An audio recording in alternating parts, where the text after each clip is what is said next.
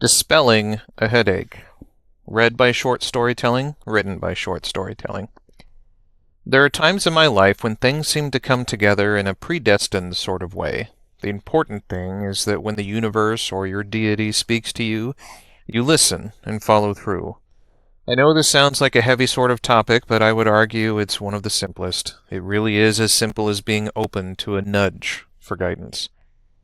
As you know, I've returned to the dating world. As is typical with most things, there's good and bad about this, the balance of which is true for life itself. This particular evening, my date and I had returned to participate in a game of trivia at a local cocktail/coffee bar. The atmosphere is relaxed and friendly while being a bit more sophisticated than your typical bar. Yes, alcohol is served, but overall, the theme is a mismatch of coffee shop art with a black and gold color scheme. I will say this, the alcohol does take up more display space than the coffee, but this may be a simple financial decision as one makes more profit than the other. The intent of trivia is a jovial and good-natured competition between groups seated around the establishment. Tongue-in-cheek humor is the order of the day, illustrated by the names of the teams, such as the Badass Grannies or Team We Thought This Was Speed Dating. The event can get loud as people partake of the expensive offerings of the shop and their inhibitions begin to wane. As with all such events, the atmosphere, noise, and general overstimulation can lead to physical issues. This particular night, my amazing date had returned with me. I will reveal that my companion was a woman, but any additional details will need to remain a mystery other than to illustrate how wonderful she is through the telling of my tale. As can happen to us all after a day of work, excitement, stress, and overstimulation, she had developed a headache not long after arriving. I could tell she was in distress, not severe discomfort, but enough that her head was bowed, and there was some sensitivity to the noise of the place. To me, it speaks volumes that while she did apologize and indicate her discomfort, she made no excuse or suggestion that the evening should end as a result. This sort of behavior is what one refers to as being a trooper, and it was highly appreciated by myself. Having spent the day anticipating our meeting, I was loath to want it to end so quickly. It was at this point that I received a nudge from destiny. What I do have are a very particular set of skills I have acquired over a very long career. To be clear, I say career simply as to complete the quote, not out of any financial gain by myself. Previously, I had a close friend who often suffered from a headache malady. At that time, I learned to assist and remove such an affliction without the need for medications.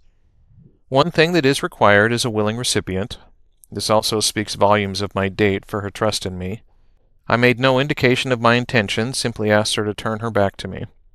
I gave no further instructions, not even a simple relax, nor did I reveal my intent. This woman truly displayed her faith in me by acknowledging my request with no question. She really is astonishing to me, and I was determined to do my best to help her. There are many ways to refer to what I do. Magic, with a C, magic with a K, spellcraft, Reiki, the craft, laying of hands, divine channeling, invoking the spirit, controlling ki, acupressure, energy manipulation, or even simply a tenderness of touch. In this instance, names are not important and will only occlude due to the weight and gravity such names imply. In truth, there are two keys to my work: my intent and the willingness of my partner. This evening, my partner had worn a simple printed blouse, top, shirt, shift. The fashion of the fairer sex often eludes my understanding. Suffice to say, it was a loose-fitting top that left most of her shoulders and neck exposed. This is important, as touch is the essence of my skill. I began by simply placing my hands on her shoulders, near her neck. My touch was feather-light, my fingers barely caressing her skin. Small circular motions work wonders and help to stimulate the skin for more touch. I slowly moved my hands over her shoulders, one on each side of her neck, mirroring their movements. I brought my hands together at her spine, then used my fingertips to join the motions of my hands into a single small point that moved up her neck and spine. Upon reaching the nape of her neck, where her hairline began, I spread my fingers, creating several points of touch, and moved them up to a point behind each ear. Small circles again behind her ears, then back down her neck. My fingers spread again, returning to her shoulders. This is the cycle. From a scientific perspective, the goal is to stimulate the nerves of the skin in a pattern that draws the sensation up from the shoulders into the base of the skull and stretches over the scalp to the forehead and face without needing to touch further than the hairline. This causes the muscles of the shoulders, neck, scalp, and face to relax as the nervous sensations overwhelm the tension and prevent it from reaffirming itself. The irony is the biofeedback caused by overstimulation of the nerves returns the musculature to a neutral state. In this way, the discomfort can be dispelled. The other side of the process, the more esoteric piece, is my intent. While moving my hands, I focus my mind on good energy and thinking happy thoughts. Affirmations pass through my mind such as relax, calm, gentle, caress, soft, warmth, pleasant, tender, painless, worry-free, rejuvenation, pain-free, and headache begone. A calming presence and a push of positive energy, or ki, if you will, help to solidify the actions of my hands. The two steps working in tandem encourage a gentle realigning of a person's aura and energy. As stated before, a willing and open partner is just as important as any action I can take. Her openness, trust, and faith in me is as responsible for removing her affliction as my own actions. I repeated the cycle a few times, but the entire exchange lasted for maybe 3 minutes at most. Once done, she turned to me, astonished. Her headache was completely gone.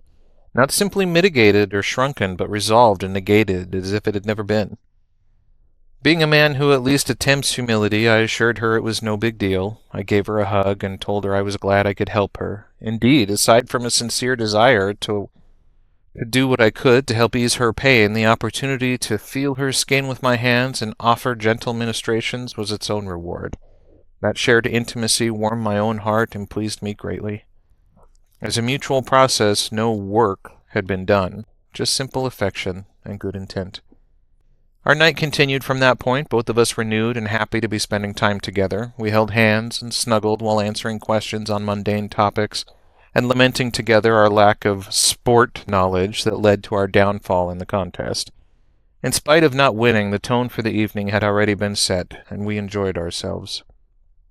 She was adamant that I had used some kind of magic or sorcery to heal her. I don't pretend to know the true intentions of the universe for us or even myself. But I do know that good intentions going in will result in good results coming out. To my beautiful date, whose openness, trust, and faith were as much responsible as my own actions, I simply made this statement: as you wish.